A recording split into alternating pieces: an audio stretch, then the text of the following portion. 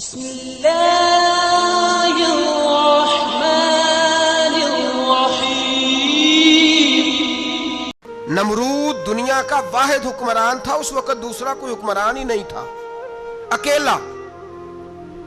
اکیلے حکمران سے جا کر ٹکرائے، کوئی ساتھ فوج نہیں تھی، کوئی ساتھ ان کے طاقت بظاہر دنیا داری کی کوئی نہیں تھی، پر حضرت ابراہیم جا کے ٹکرائے اور میرے رسول پاک صلی اللہ علیہ وسلم نے سند بیان کی، فرمایا افضل الجہاد کلمۃ الحق عند سلطان الجابر، فرمایا سب سے افضل جہاد یہ ہے کہ تو ظالم بادشاہ کے سامنے کھڑے ہو کے حق بات بیان کر دے، یہ سب سے بڑا جہاد ہے، یہ سب سے افضل الجہاد کلمۃ الحق عند سلطان الجابر، سب سے بڑا جہاد۔ حضرت ابراہیم کھڑے ہو گئے، سپر پاور سے ٹکرائے۔ یہاں ہم لوگ حکمتوں کا شکار ہیں، دیکھیں گے، کریں گے، سوچیں گے، اور مولوی صاحب کو ویسے کہتے ہیں آپ پرہیز کریں سیاسی باتوں سے۔ بھئی اللہ کے ہر نبی نے جا کے وقت کے ظالم حکمران کو لتاڑا ہے، للکارا ہے، یہ تو مشن انبیاء ہے۔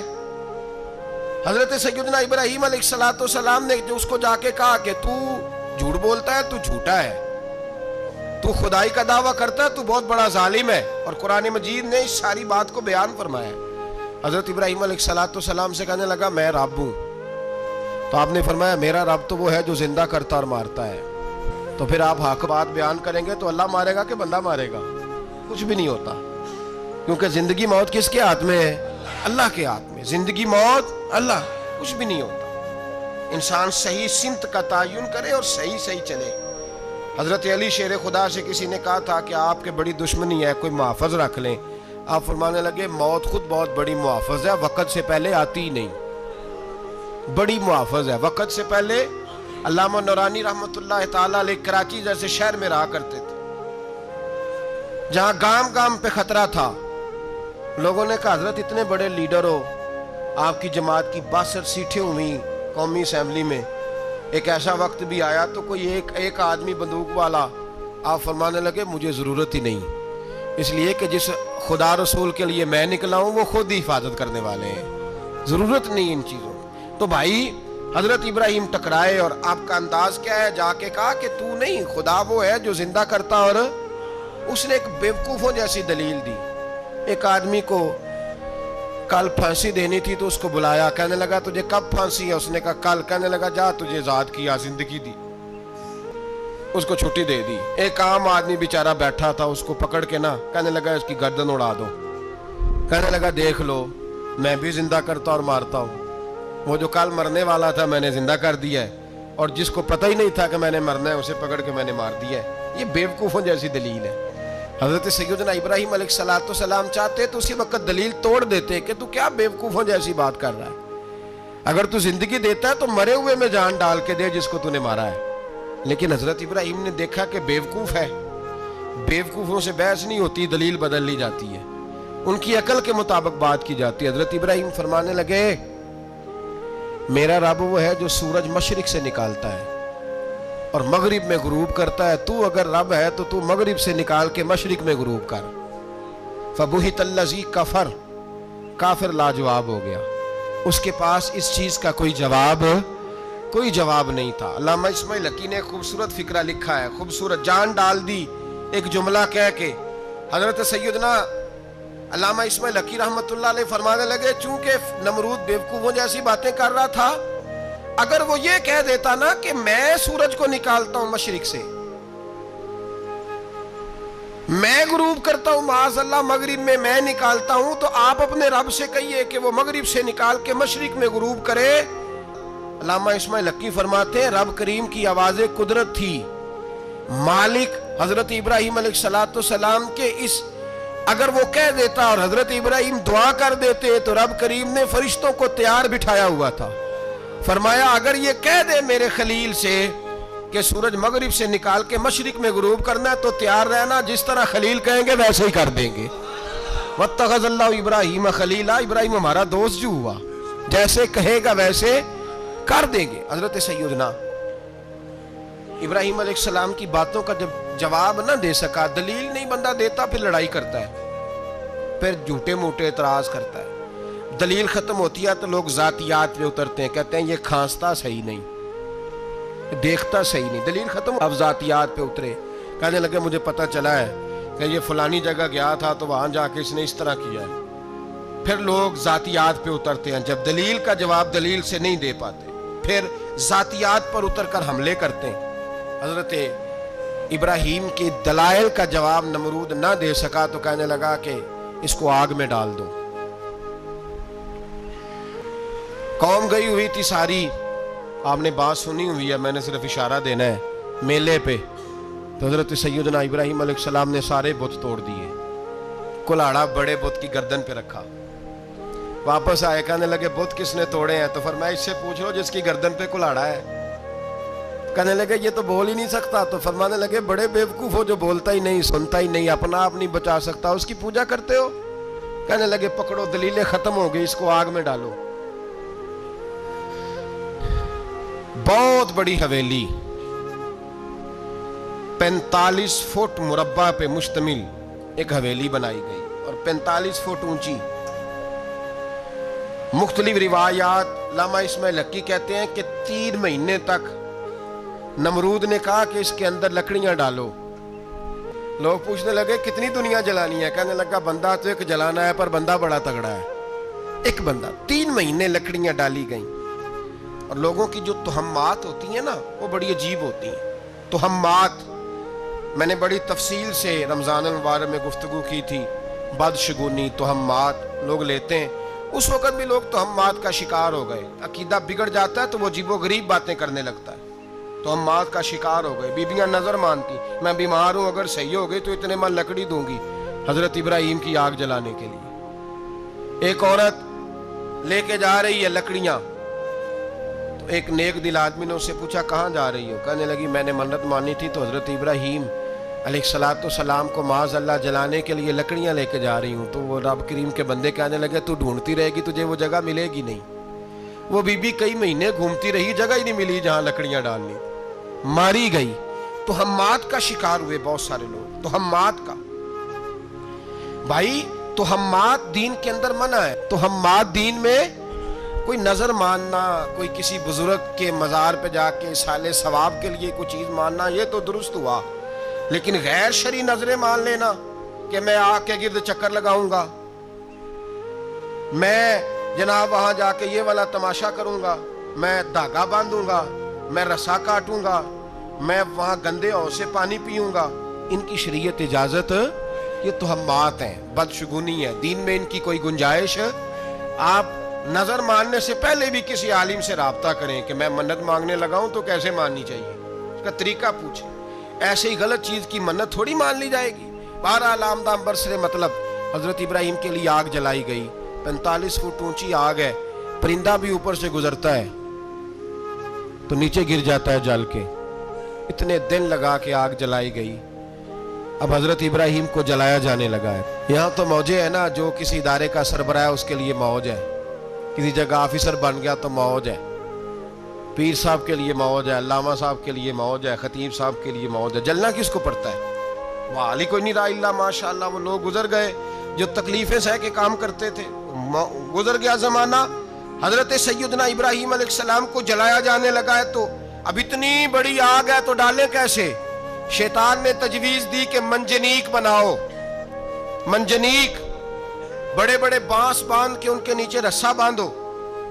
وہ جس طرح جھولنے کے لیے جھولا بنایا جاتا ہے, اس طرح ایک منجنیق پرانے زمانے میں اس میں پتھر رکھ کے پھینکے جاتے تھے دشمنوں پہ. وہ منجنیق بنائی گئی کہ دور سے حضرت ابراہیم کو پھینکیں گے. ہاتھ حضرت ابراہیم کے باندھ دیے, پاؤں مبارک باندھ دیے. پوری زمین پہ ایک نام لینے والا خدا کا, اور اس کو آج رسیوں میں جکڑا ہوا ہے. جب پھینکا جانے لگا نا آگ میں, حوریں رونے لگی, فرشتے تڑپنے لگے, اے اللہ یہ کیا ہونے لگا ہے؟ ایک تیرا خلیل اور وہ بھی آگ میں. فرمایا جاؤ جا کے اس سے کہو اگر تمہاری مدد لیتا ہے تو اسے بچاؤ. ہوا کا فرشتہ آیا, کہا ابراہیم اگر تو کہے. او بھائی ان چیزوں کو کہانی سمجھ کے نہ سنا کریں, یہ داستان نہیں, یہ وہ طریقے ہیں جو ہمارے رسول نے ہمیں اپنانے کا حکم ارشاد فرمایا ہے. جو عقیدے, یہ وہ نظریات ہیں جو ہمیں اوڑھنے کو کہا گیا. اپنے رب کریم کی رضا پہ راضی رہنے کے یہ وہ خوبصورت مواقع ہیں صوفیاء نے جن کو بنا کر سمجھا کر ہم تک پہنچایا ہے. یہ ہے اہل طریقت کی باتیں. وہ کہتے ہیں یار جس حال میں رکھے راضی رہنا ہے. حضرت ابراہیم علیہ السلام کو پھینکا جا رہا ہے. فرشتہ آیا, اے اللہ کے خلیل اگر حکم دو تو اتنی ہوا چلاؤں کہ نمرودی جل جائیں سارے, آگ ان پہ پھینک دی جائے. آپ نے فرمایا تو جا, تجھ سے مجھے کوئی کام نہیں. تھوڑی دیر کے بعد پانی کا فرشتہ آیا, کہا حضور اتنی بارش برساؤں گا کہ آگ بجھ جائے گی. فرمایا تو جا, تجھ سے کوئی کام نہیں. اب جب منجنیق میں رکھ دیے گئے, آگ میں جانے کا لمحہ ہے, تیاری ہے, حضرت جبریل امین حاضر خدمت ہوئے. کہا ابراہیم کوئی حاجت؟ فرمایا تجھ سے کوئی نہیں. کہا چلو مجھ سے نہیں تو رب کریم سے ہی بات کر لو, مجھے پتا ہے میں چھوٹا ہوں, آپ مجھ سے مدد کیوں لو گے, رب کریم سے ہی بات کر لیں. تو حضرت ابراہیم کہنے لگے جبریل یہ بتا, رب کو نہیں پتا اس کا خلیل کس حال میں ہے؟ اسے نہیں پتا میں کس حال میں ہوں, میرے ہاتھ بندے ہیں, پیر بندے ہیں آگ میں, اسے نہیں پتا. بتایا تو اسے جاتا ہے جسے خبر نہ ہو. تو اگر اسے پتا ہے, اگر وہ جلانے پہ راضی ہے تو میں بھی جلنے کو تیار ہوں, میں تیار ہوں, میں تیار ہوں. اسے کہو ٹھیک ہے. حضرت سیدنا ابراہیم علیہ السلام کو منجنیق میں ڈال کے جو پھینکا آگ میں, یا نار کونی بردم و سلاما علی ابراہیم, اللہ نے فرمایا اے آگ میرے ابراہیم پہ ٹھنڈی بھی ہو جا اور سلامتی والی بھی ہو جا. حضرت ابراہیم کو دو فرشتوں نے بٹھا دیا زمین پہ. پھول کھلے ہیں, کونپلیں مہک رہی ہیں, کلیاں خوشبو دے رہی ہیں. حضرت ابراہیم نے سر سجدے میں رکھ دیا, سبحان اللہ والحمد للہ ولا الہ الا اللہ واللہ اکبر. حضرت ابراہیم اللہ کی تسبیح پڑھنے لگے, رب کریم کا شکر بجا لانے لگے. نکلے وہاں سے, کچھ دن گزر گئے, نکلے, حکم ہو گیا ابراہیم علاقہ چھوڑ دو. حضرت ابراہیم علیہ السلام وہاں سے نکل کے مصر آئے, چچا کے پاس ٹھہرے. انہوں نے اپنی بیٹی جناب سارہ کا نکاح کر دیا. کچھ آگے بڑھے تو ایک ظالم بادشاہ سے ٹکرائے. اس نے ایک شہزادی, ایک بادشاہ کی بیٹی قید کی ہوئی تھی, جناب ہاجرہ نام تھا. ان کو قید سے چھڑا کے ساتھ لائے. حضرت لوط علیہ السلام بھی ساتھ. یہ 4 لوگوں کا قافلہ چلا, فلسطین میں جا کے پڑاؤ ڈالا, گھر بار چھوڑا, تبلیغ شروع ہوئی. حضرت ابراہیم کے گھر میں 2 خواتین ہیں, ایک آپ کی بیوی ہیں, ایک حضرت ہاجرہ ہے.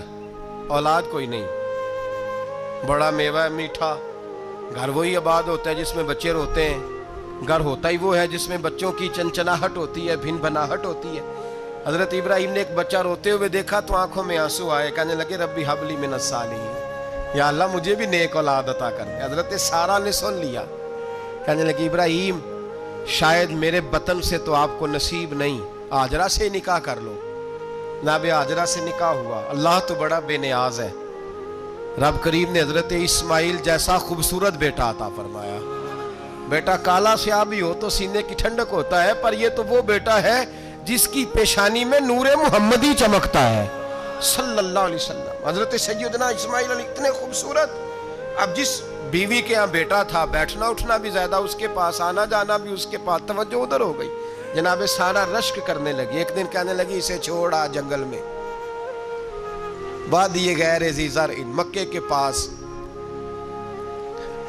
بھائی ایک بیٹا عالم دین بنا لو. کہنے لگا روٹی کہاں سے کھائے گا, تیرے 5 بیٹے ہیں, کو حافظ قرآن بنا, کہتے روٹی کہاں سے کھائے گا. وہ بچہ بھی کہتا ہے میں کہاں سے کھاؤں گا. حضرت ابراہیم علیہ السلام تو چند مہینے کا بچہ چھوڑ آئے, تو کہاں سے روٹی کھائی حضرت اسماعیل نے, کہاں سے کھائی ان کی اماں نے روٹی. بھوکے مر جاتے ہیں یہ سارے. میں بڑی ذمہ داری سے کہا کرتا ہوں کہ جتنی خوبصورت روٹی اللہ کریم دین کے خادموں کو عطا کرتا ہے شاید کسی اور کے نصیب ہوتی ہو, لیکن ہم لوگ توجہ ہی نہیں کر رہے, ہمارا ذوق ہی نہیں بن رہا, ہم یہ محنت ہی نہیں کر رہے کہ قوم کو مستند علماء کی ضرورت ہے. علاقوں کے علاقے خالی ہیں, ادھر ہمارا مزاج ہی نہیں بن رہا, توجہ ہی نہیں دین کی خاطر. اور پھر چلے بچے تو بعد کی بات ہے نا, جو ابھی خود جوان ہے وہ بھی یہ دعا. ایک صاحب مجھے کہنے لگے میں دعا مانگ رہا ہوں اللہ مجھے بیٹا دے تو میں اسے دین پہ لگاؤں گا. تو میں نے کہا آپ بھی بوڑھے نہیں ہوئے, آپ خود ہی لگ جائیں, بیٹا تو ابھی آئے گا تو لگے گا نا.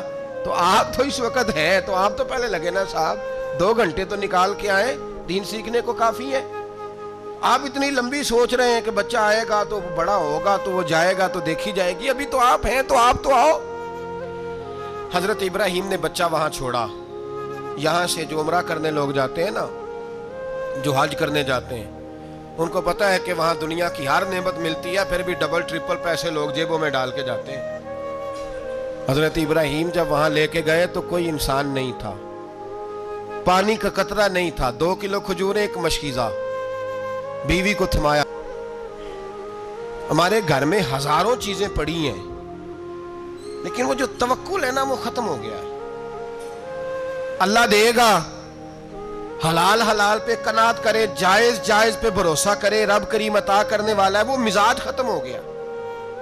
حضرت سیدنا ابراہیم علیہ السلام 2 کلو کھجوریں، ایک مشکیزہ پانی کا دے کر کے، اور وہاں بٹھایا آپ نے اپنے بچے کو اور اپنی زوجہ جناب ہاجرہ کو، اور بٹھا کر کے یہ واپس پلٹنے لگے تو حضرت ہاجرہ سلام اللہ علیہ نے آواز دی، کہا ابراہیم کس کے سہارے پہ چھوڑ کے جا رہے ہیں؟ جہاں آب زمزم کا کنواں ہے نا، جو لوگ گئے ہیں انہوں نے صفا مروہ کی صحیح کی ہے، صفا مروہ سے باہر نکلے نا، سرکار کی ولادت کا مقام ہے، اس جگہ پہ آب زمزم کا کنواں تھا، وہاں حضرت سیدنا ہاجرہ کو بٹھایا، کوئی چیز نہیں، کوئی درخت نہیں، کوئی کھیت نہیں، کوئی پانی نہیں، کوئی کنواں نہیں، وہاں بٹھایا اور بٹھا کر کے نکلنے لگے تو جناب ہاجرہ فرمانے لگی ابراہیم کس کے سہارے پہ چھوڑ کے جا رہے ہو؟ کہنے لگے اللہ کے سہارے پہ۔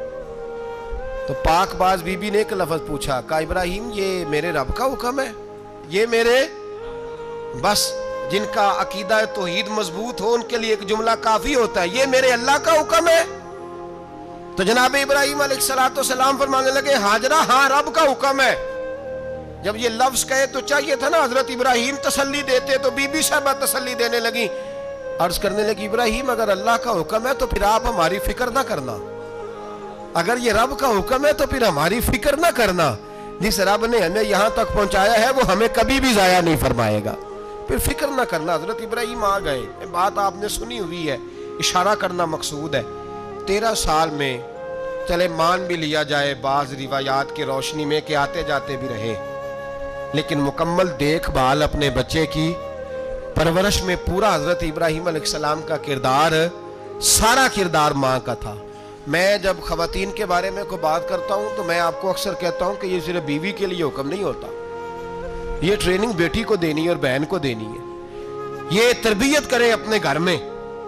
میں تجربے کی روشنی میں یہ بات عرض کیا کرتا ہوں کہ بھائی بچے باپ کے فرما بردار اس وقت ہوتے ہیں جب اماں انہیں باپ کا فرما بردار کرتی ہے، اور بچے باپ کے نافرمان بھی تب ہوتے ہیں جب اماں انہیں باپ کا۔ میں نے اپنے کانوں سے سنا ایک دفعہ ایک بچہ اپنے باپ سے کہہ رہا ہے آپ نے تو ساری زندگی باہر گزار دی، پیسے کمانا کون سا مشکل کام ہے، دکھ سکھ تو سارے اماں نے برداشت کیے، سکولوں میں وہ جاتی تھی، فلانا کام وہ کرتی تھی، فلانا کام۔ اب یہ سوچ اس کی ذاتی تو نہیں، یہ اس کو دی گئی ہے، اور اگر اس کو یہ سوچ دے دی جائے کہ اماں کہے کہ میں تو اپنوں میں رہی ساری زندگی، میں نے تو اپنوں میں وقت گزارا، اور تیرا باپ تو کئی دفعہ جنازے بھی نہیں پڑھ سکا، اس نے تو ماں باپ ایسے دفن کر دیے، وہ اگر یہ سوچ فراہم کرے تو پھر بچہ باپ کا فرما بردار ہوتا ہے۔ اور یہ والی روایتیں ہم بیوی کو سناتے ہیں، حالانکہ کس کو سنانی چاہیے؟ بولیے، بہن اور بیٹی کو، بہن اور بیٹی کو سنائیں یہ باتیں، ان کو سمجھائیں تاکہ آگے جا کے وہ جو گھر ترتیب دیں وہ گھر بڑا عمدہ اور نکھرا ہوا ہو۔ حضرت سیدنا ابراہیم 13 سال کے بعد آئے، چونکہ گھر میں اللہ تبارک و تعالیٰ کی دوستی کا چرچا تھا، اللہ تبارک و تعالیٰ کی محبوبیت کا غلبہ تھا۔ 13 سال کے بعد فلما بالغ معہ السعی، بیٹا جب اتنا بڑا ہوا کہ ساتھ چلنے لگا تو حضرت ابراہیم نے اپنے بیٹے کو بلا کے کہا بیٹا مجھے خواب آئی ہے، میں تجھے ذبح کر رہا ہوں، تیری کیا رضا ہے؟ تو حضرت اسماعیل کہنے لگے یا ابت افعل ما تؤمر، ابا جی اللہ جیسے حکم دیتا ہے میرے ساتھ ویسے ہی کریں، جیسے اللہ حکم دیتا ہے ویسے ہی، بولیے، ویسے ہی کریں۔ حضرت ہاجرہ کو کہا کہ ایک دوست نے دعوت کی ہے تو وہاں جا رہے ہیں، بی بی مطمئن ہے، تفصیلات کی ضرورت نہیں، ختم بات، اعتبار ہے، مطمئن ہو گئی۔ شیطان پیچھے سے آیا اماں کے پاس، ذرا تھوڑی دیر کے لیے تصور جمائیے،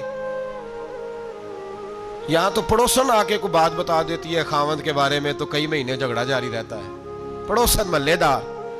شیطان نے آ کے بتایا لفظ کیا ہے؟ کہا حضرت تمہیں پتا ہے کہاں جا رہے ہیں؟ کہا دوست کی دعوت میں۔ تو کہنے لگے دوست کون ہے؟ رب کریم۔ اور ابراہیم کا خیال ہے کہ اس رب نے مجھے حکم دیا ہے کہ میں ذبح کروں. تو حضرت حاجرہ کہنے لگی کبھی باپ بھی بیٹا ذبح کرتے ہیں؟ شیطان کہنے لگا ان کا خیال ہے کہ ان کے رب نے حکم دیا ہے. جناب حاجرہ فرمانے لگی اگر رب نے حکم دیا تو پھر تو مجھے شیطان لگتا ہے، تو مجھے شیطان لگتا ہے. کا کیا مطلب؟ فرمانے لگی اگر رب کریم کا حکم ہے تو میرے پاس ایک اسماعیل ہے، اگر 1000 بھی ہوتے میں سارے اللہ کے راستے میں پیش کر دے دیتی. مالک کا ہی تو ہے سارا کچھ، اسی کا ہے، اس میں لیت اللہ کی کیا گنجائش. حضرت سیدنا ابراہیم علیہ السلام نے بیٹے کے حلق پہ چھری رکھ بھی دی اور چھری چلا بھی دی، رکھ بھی دی. اور وہ تو اللہ کریم نے فرمایا یا ابراہیم قد صدقت الرؤیا، ابراہیم تو نے خواب سچا کر دکھایا، وہ قیامت تک تیرا نام رہے گا. حضرت ابراہیم نے وطن بھی دیا، جان بھی دی، بیٹا بھی. اللہ کریم نے دمبے دیے، فرمایا یہ فدیہ ہے. اب یہ قربانی قیامت تک حضرت ابراہیم کے طریقے کے مطابق جاری ہے.